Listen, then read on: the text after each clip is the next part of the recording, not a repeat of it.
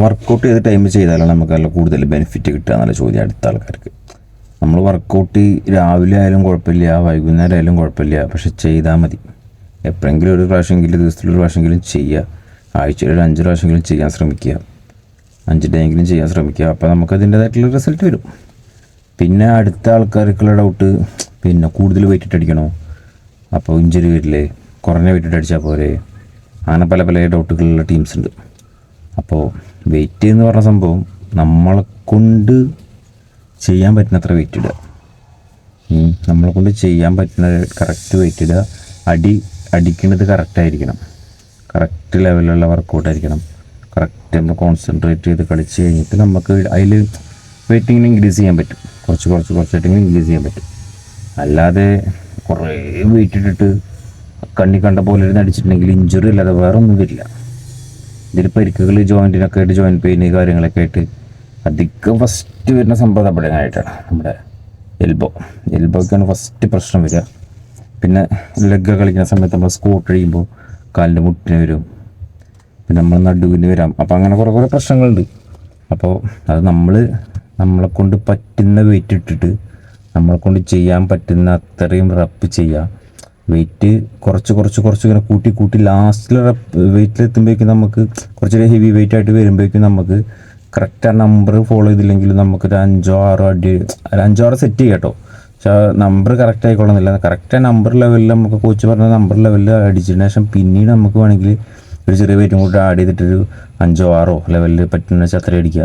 അത് പറ്റിച്ചെങ്കിൽ വീണ്ടും കുറച്ചും കൂടി ആഡ് ചെയ്യുക. നമ്മളെ ഓരോ ദിവസത്തെ മൂഡ് പോലെ ഇരിക്കും.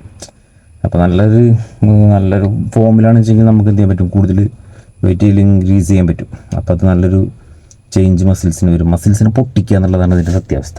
അപ്പോൾ അത് ഏത് രീതിയിൽ നിങ്ങൾക്ക് കൊണ്ട് ചെയ്യാൻ പറ്റുന്ന ആ രീതിയിൽ ചെയ്യുക. മസിൽസിനെ കൊണ്ട് പണിയെടുപ്പിക്കുക.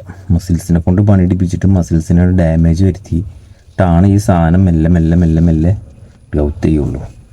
അപ്പോൾ അതിനനുസരിച്ചുള്ള ഫുഡും കൊടുക്കണം കേട്ടോ. കുറേ വർക്കൗട്ട് ചെയ്തിട്ട് നല്ല രീതിയിൽ ഇതൊക്കെ ചെയ്തിട്ട് കുറേ വർക്കൗട്ട് ചെയ്തിട്ട് കാര്യമില്ല, ഫുഡ് കൊടുക്കണം, നല്ല ഫുഡ്. ഇപ്പോൾ ഒരു സാധാരണ ഒരു ചെടി, നോർമലൊരു ചെടി, 2 ചെടി, ആ 2 ചെടിയിലും നമ്മൾ എന്താണോ ആ ചെടിക്ക് കൊടുക്കുന്ന വളം അതായിരിക്കും ആ ചെടി നമുക്ക് തരുന്ന റിസൾട്ട്.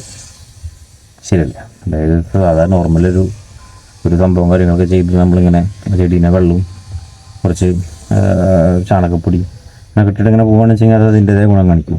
തൊട്ടപ്പുറത്ത് വേറൊരു ചെടി കുഴിച്ചിട്ടില്ലെങ്കിൽ നല്ല പൈസ കൊടുത്തിട്ട് നല്ല വളങ്ങളൊക്കെ വാങ്ങിയിട്ട് കൊടുത്തു കഴിഞ്ഞാൽ അത് അതിൻ്റെ റിസൾട്ടാണ്. അപ്പോൾ നമ്മൾ ഇട്ട് കൊടുക്കുന്ന വളമാണ് നമുക്കുള്ള അതിൻ്റെ റിസൾട്ട്.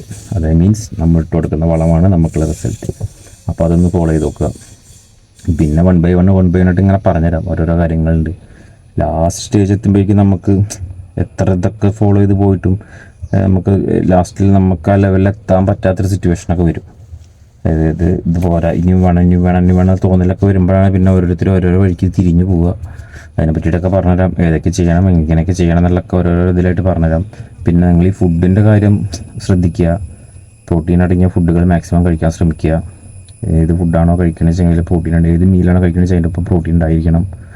അപ്പോൾ അത് കുറച്ച് പ്രോട്ടീൻ എടുക്കാൻ ശ്രമിക്കുക. കാർബ് നമുക്ക് പിന്നെ മലയാളികൾക്ക് പറയണ്ടല്ലോ, ഇഷ്ടം പോലെ കിട്ടാനുണ്ട്. ഏത് ഫുഡിൽ നമുക്ക് കാർബ് കയറുന്നുണ്ട്.